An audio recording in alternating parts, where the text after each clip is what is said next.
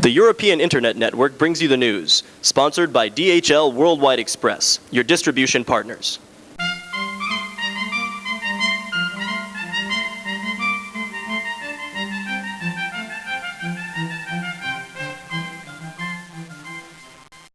Hello, and welcome to Inside China Today. I'm Deirdre Brennan, and here are some of the stories we're following for Monday, June 15th. The U.S. Senate Majority Leader calls Clinton's Tiananmen visit a public relations disaster.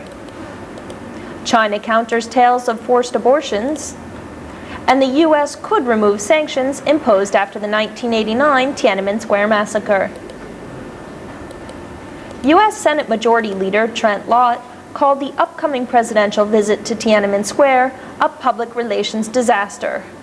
The Mississippi Republican voiced objections to President Bill Clinton's attendance at official welcoming ceremonies at the site of the 1989 massacre. Quote, "I think it is really going to look bad if he goes to Tiananmen Square and just allows them to use him with their ceremonies," Lott said. Clinton is the first U.S. president to visit China since the 1989 massacre.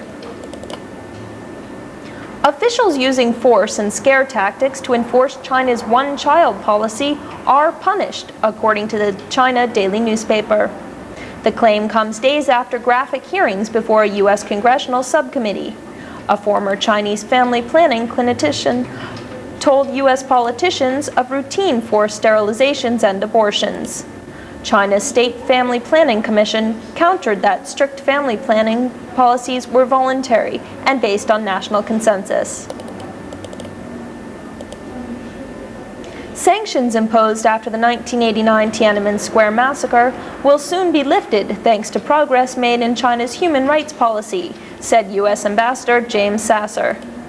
The sanctions remaining include political risk insurance and some U.S. government funding. Sasser gave no detailed deadline for the sanctions removal and stressed that the release of additional political prisoners in light of the president's visit is unlikely.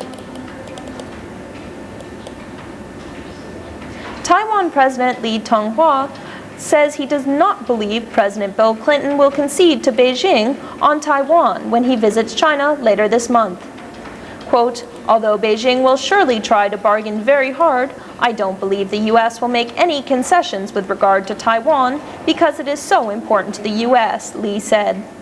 Beijing and Taiwan have been at odds since the Chinese Communists won the 1949 Civil War and drove the Chinese nationalist government into exile on Taiwan.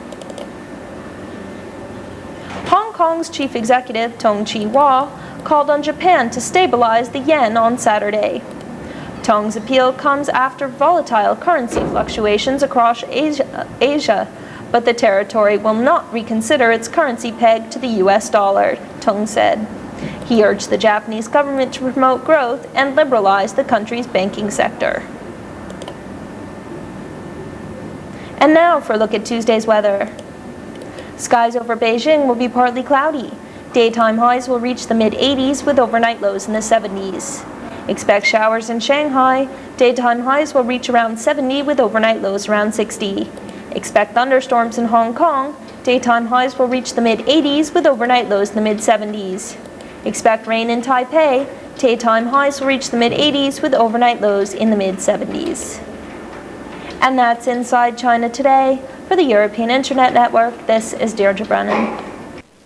Today's news was brought to you by DHL Worldwide Express.